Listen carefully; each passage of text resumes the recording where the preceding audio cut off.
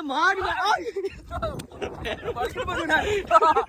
மாடு வைக்கிற கேவலமா இந்த உளுந்த மேல இதாண்டா சந்தோஷம். இந்த மாட்டை சவுதி உள்ள அடிச்சு பழக்கி எடுத்து கொண்டு வந்து இந்த வெயில்ல அந்த மாதிரி மாடு எல்லாம் ரோட்டு வழியே போலாம். ஆனா ஏன் இங்க சவுதி உள்ள போகுது, தண்ணி நடி போகுது, அதுக்கு ஒரு சந்தோஷம்.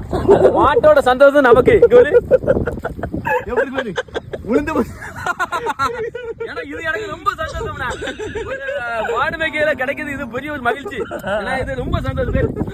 சவுதி எல்லாம் அடிச்சு இதுவெல்லாம் எழுதியோம்னா உள்ள இந்த கீச்சா மூச்சா சம்பளமா விளையாடிட்டு எருவு மாடுல மேய்க்கும் போது அப்படியே சந்தோஷமா. எருவு மாடுல மேய்க்க அதோட பெரிய சிறப்பு. உள்ள மேய்ச்சி அப்படின்னா எருவு மாடு 3 மணி நேரம் எந்திக்காது. 3 மணி நேரம் எருவு மாட்டு கூட படுத்துக்கலாம். உள்ளே மாடு மேய்ஞ்ச மாதிரி தான் கரெக்டா 4 மணி 5 மணிக்கு 10 வீட்டுக்கு போயிடுவோம். அப்ப மாடு மேய்க்க கேவலம் கிடையாது. மாடு மேய்க்க கேவலம் எவன் சொன்னா? மாடு மேய்க்க இது மாதிரி சந்தோஷம் உலகத்துல எதுக்கிட்டே இருக்கு. நீங்க எந்த வேலை செஞ்சாலும் சரி, கடையில வீட்டுல மறுநாள் காலையில காப்பி குடிக்கும் போது 1 கிளாஸ் பால் இருந்தா தான் காப்பி குடிக்க முடியும். டீ கடையில டீ குடிக்கிறதுனால பால் இல்லாம டீ குடிக்க முடியாது.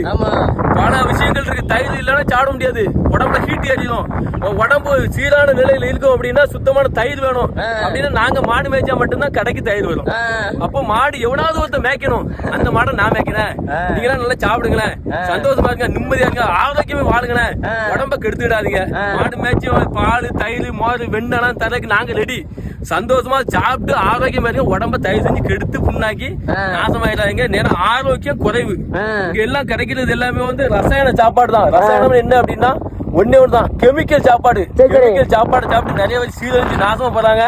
ஆனா என்ன அப்படின்னா எனக்கு இயற்கையான பூமியில புல்லுகள் எல்லாம் மேய்ஞ்சி பறக்கி எடுத்து இந்த மாடுகள் எல்லாம் நல்ல சாப்பாடை சாப்பிட்டு பால் தராத இந்த பாலை மக்களுக்கு கொடுக்கறது ரொம்ப ஒரு சந்தோஷமா இருக்கும். பாலை வெண்ணையாக்கி தயிராக்கி மோராக்கி மக்கள் சாப்பிடும் போது அதுல இருக்கிற சந்தோஷம் உலகத்துல எதுவுமே கிடையாது. இது கடவுள் செய்யற ஒரு பணி.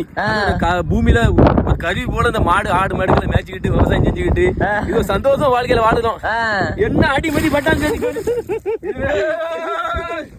சரி பாபாய்.